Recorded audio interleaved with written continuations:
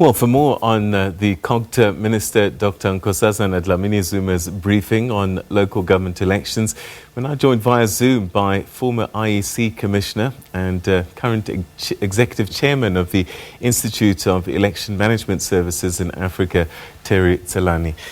Terry, thanks very much indeed for joining us. Always good to talk to you. I suppose no surprise really that the Minister made this declaration and had to explain what it meant. Good evening to you and to your viewers. Of course, what the Minister has done was basically to make sure that she is not seen to be in violation of the Constitution.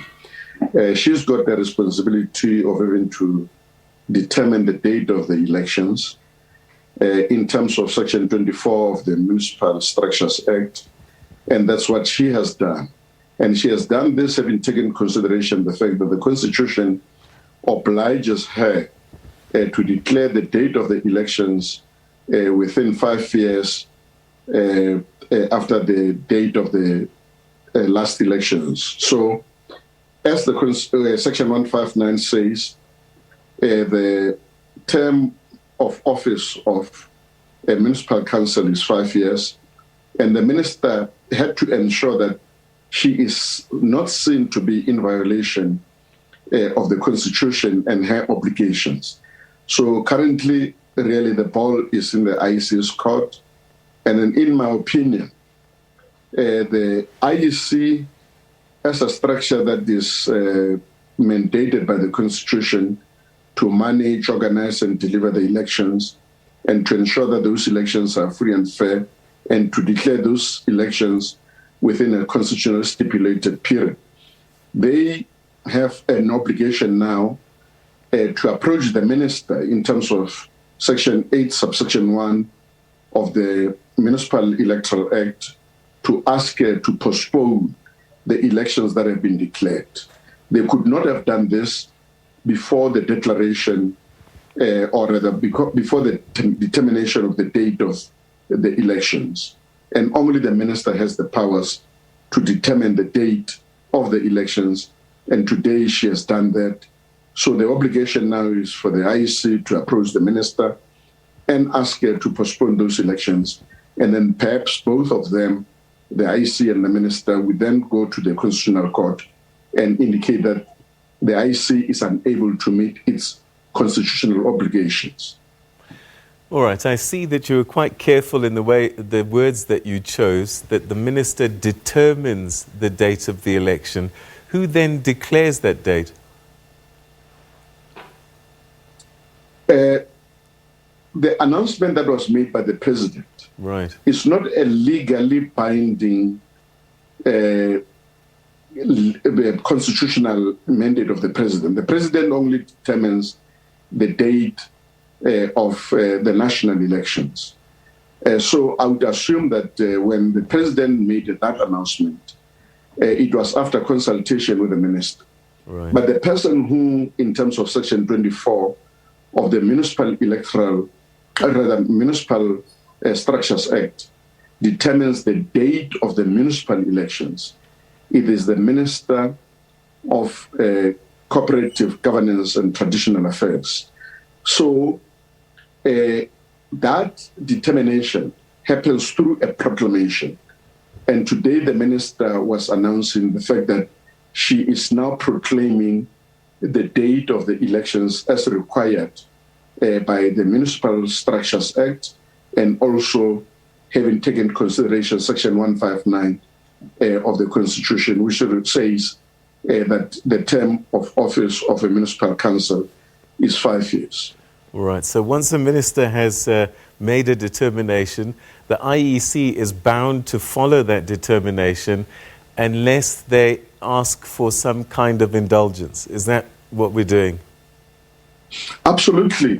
So what's supposed to happen is that once the date of the elections has been determined, as it has happened through the proclamation, the IEC has got an obligation in terms of the Constitution to organize, manage, and deliver the elections. That is a constitutional obligation of the IEC in terms of Section 190 of the Constitution.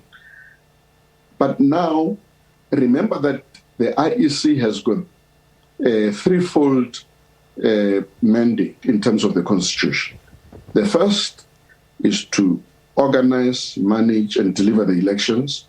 The second is to ensure that those elections are free and fair.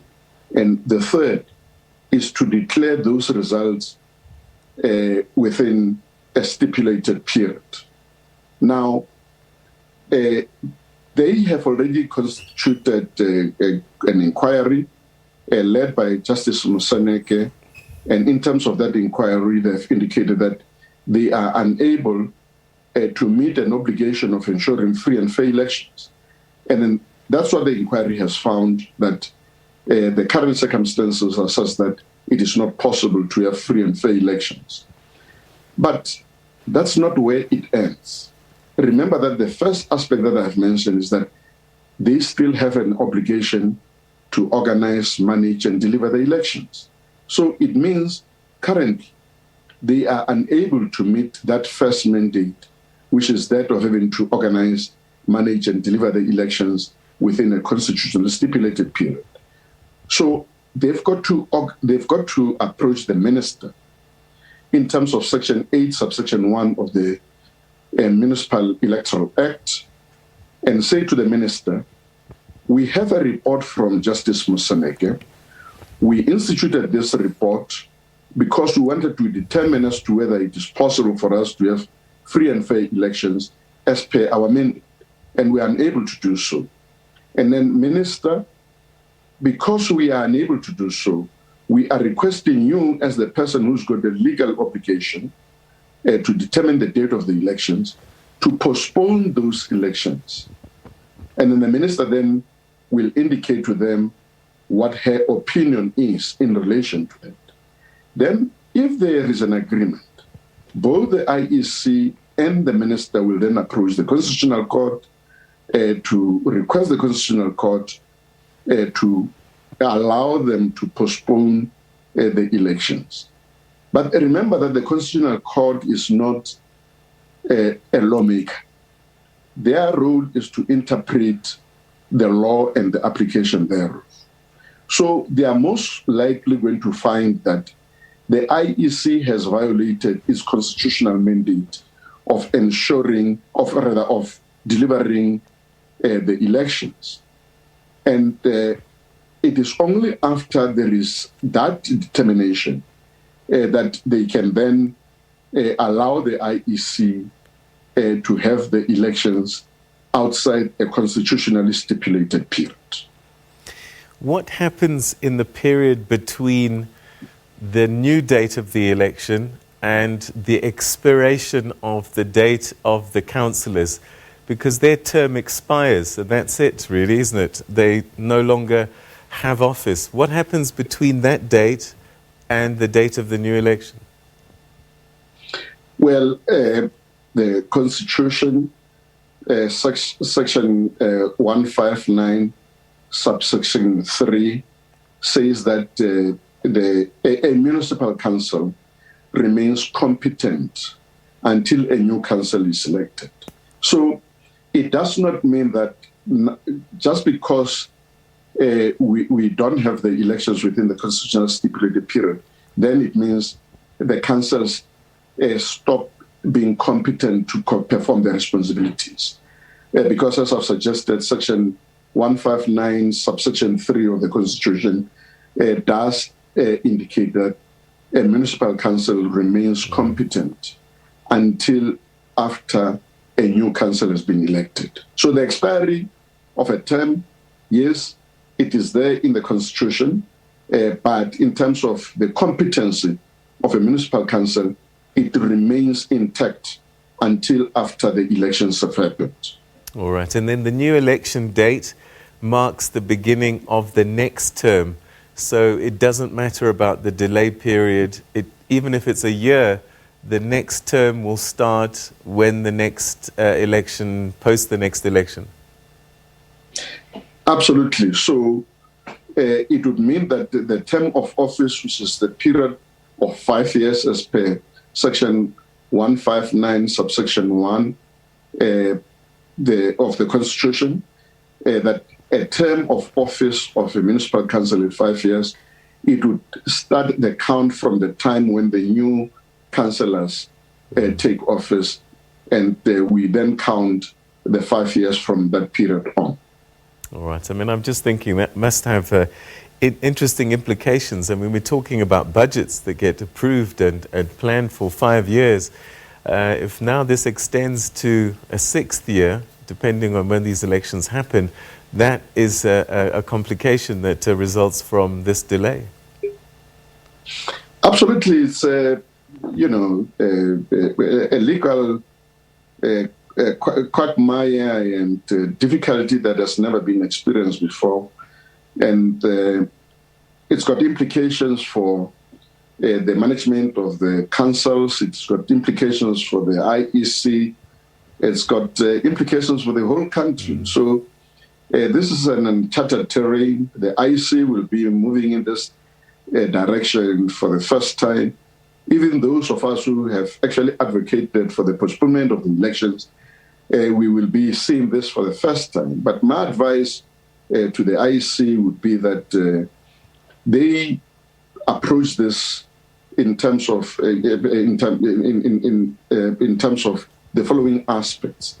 Firstly, as early as tomorrow, they write a letter to the minister asking her to postpone the elections based on the report of Justice Moseneke and the team.